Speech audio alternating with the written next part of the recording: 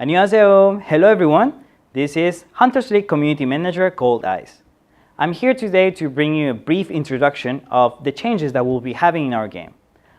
First, we noticed that a lot of our weapons have been abandoned for a long time, and we decided to spice things up by renewing them. So that will be the first change that we'll be having. And then the second thing is that we want to stress the importance of weapon combination. So please be very careful from now on how you set your team, and also how you set your other skill sets, because that will be a very important thing when you're participating in the company war. So if you want to know more information or like practical details about the changes, please check the next videos. The first weapon I want to show you is Gloves of Shock. From this update, Gloves of Shock is redesigned into a Force type weapon. That means Douglas no longer has to swing his arm for 100 years just to use his skill or miss the target.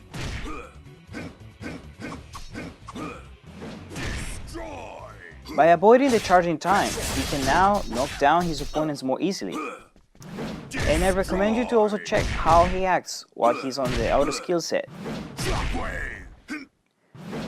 You will definitely be amazed with how handy he has become.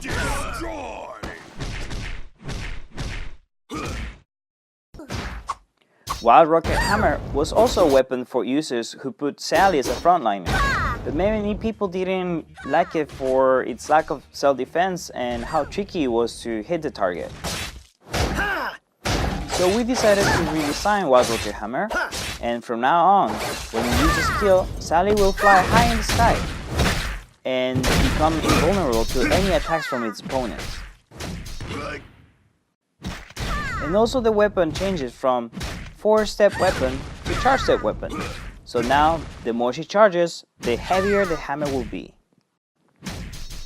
But be careful, if you use it rashly against Douglas with Thorny Shield, the damage will backfire on your dear Sally. Thorny Shield has been redesigned from charge-step weapon into 4-step weapon, lowering the risk of having the skills being cancelled by attacks. Additionally, we equalized Thorny Flower's damage reflection rate to PvP mode and PvE mode, so that Thorny Shield could deal enough damage to its opponents. From now on, when you use Gloves of Wrath active skill, Douglas will throw incessant blows to the enemies and then hurl them over miles away by one last punch. So we unified pre-existing attack motions into a single motion, which is beneficial for a close range battle. His passive skills have been redesigned. They will enhance Douglas' skill damage and protect him from various debuffs including knockback, knockdown, airborne, shock and shackle, punk box of hallucination. Though many users commented that hallucination is useful in disturbing enemies' formation, many have said that it's tricky to actually hit the target. So we made Hallucinogen to track down its target automatically so that you can hit the target more easily.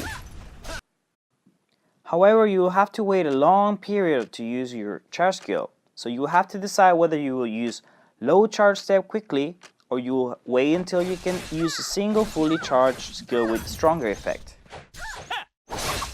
We have decided to redesign its straight up passive skill, the Sword Master Force, into Moonlight Force, and added additional abilities. By acquiring Moonlight Force, Ian can now have a chance to be protected by Moonlight Defense from intensive attacks of enemies, what it will definitely enhance Ian's survivability. For Wild Tiger Spear, we decided to reduce the cooldown time of Triple Staff and expanded its attack range.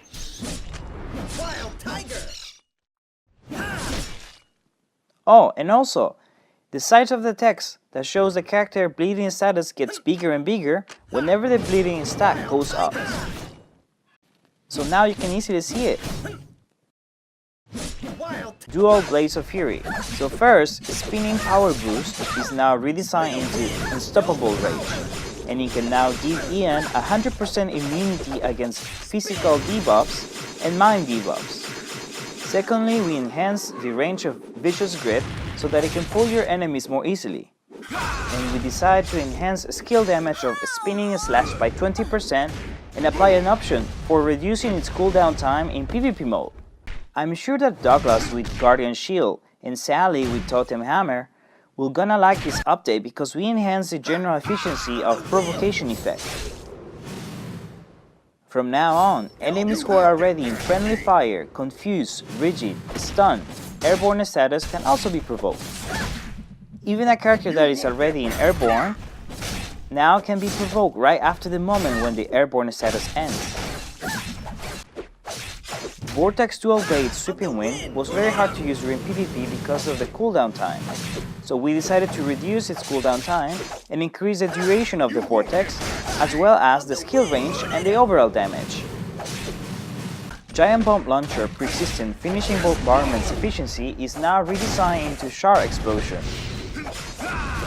The new skill will enhance linear bombardment firepower greatly and shock your opponents by giving a surprise attack. Trunk Box of Recovery has been changed so it will have a different method of HP healing in PvP mode. It also no longer removes all kinds of debuffs by chance, but now removes only abnormal state debuffs in 100%. Many users commented that Shackling Orb has a very short range, so we decided to expand it from 6 meters to 10 meters, so it will be easier for you to pull damage dealers from the backline. Dagger of Dark Shadows now has longer invulnerability and 20% more chances of healing for each of her 4-step passive skills. So now it can be longer, poisoning your enemies in the front line. Bringer of Pain's Ray will barely pull in enemies, so we decided to increase range of his active skill by 2 meters and redesign his passive skill. So now on, Death Sentence will reduce enemies' defense rate and movement speed. Oh, hey guys! I hope that you enjoy watching the videos. We tried to prepare the best that we could in like short time, but we will promise that we will do better ones next time. I was also very nervous, first time I've been like in camera like this. But I just wanted to thank you on behalf of Hunters League team, how much we appreciate your support and all your suggestions to improve the game and to make it like more fun. And also, I wanted to invite you to, like, if you want to share something with us, anything, like it could be like ideas, it could be, you could complain sometimes too.